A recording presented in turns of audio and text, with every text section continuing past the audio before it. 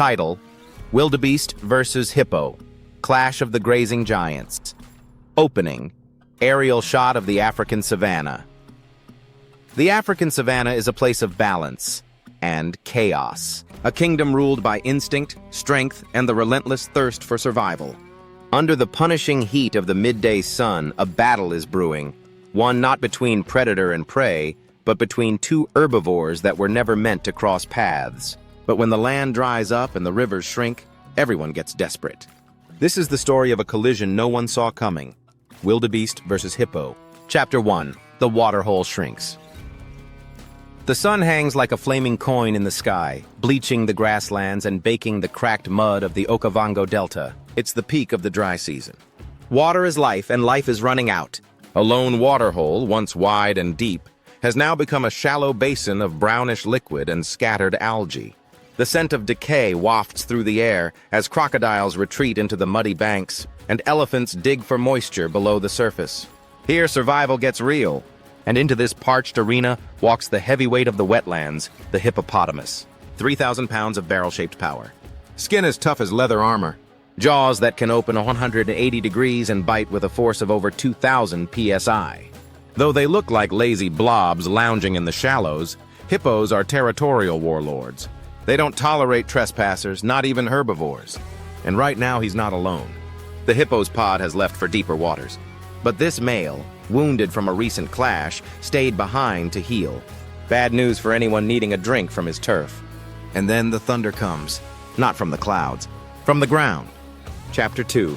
The herd arrives. A tremor shakes the dry earth. Dust spirals up from the horizon. A stampede of horns and hooves barrels across the plains. The wildebeest herd is on the move, nearly 200 strong, ragged from their migration. Thirsty, desperate.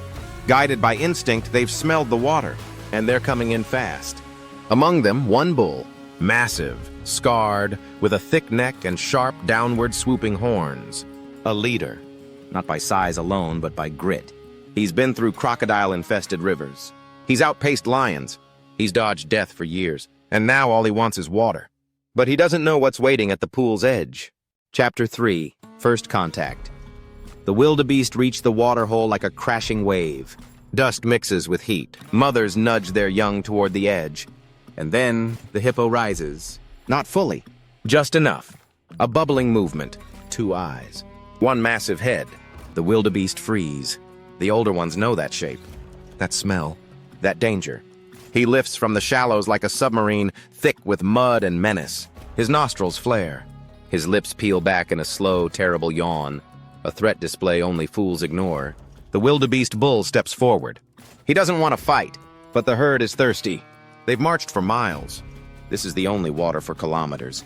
The bull drops his head low, horns forward. A standoff. For a long second, nothing moves but the flies. Then, the hippo charges. Chapter 4. Collision Course. Like a boulder hurled by a god, the hippo lunges from the mud and plows forward with terrifying speed. Despite his size, he can run over 30 km/h on land. His wide feet churn the dirt. His massive jaws are open, ready to crush anything in reach. But the wildebeest bull doesn't flinch. He surges forward, hooves digging deep, horns aimed like spears. His muscles ripple beneath his shaggy coat as he meets the charge head-on. Impact. The sound is like thunder. Horns slam against thick flesh. The bull twists his head, trying to hook the hippo's side, but the beast's hide is like rubber. The hippo clamps his jaws, narrowly missing the bull's leg. The two grapple, kicking up waves of dust and mud. The hippo bellows, a deep guttural roar that shakes the trees. The wildebeest holds his ground, but only just. Chapter 5. Turning the Tide. The hippo is bleeding. Not much, but enough. A small gash above his eye from a sharp horn.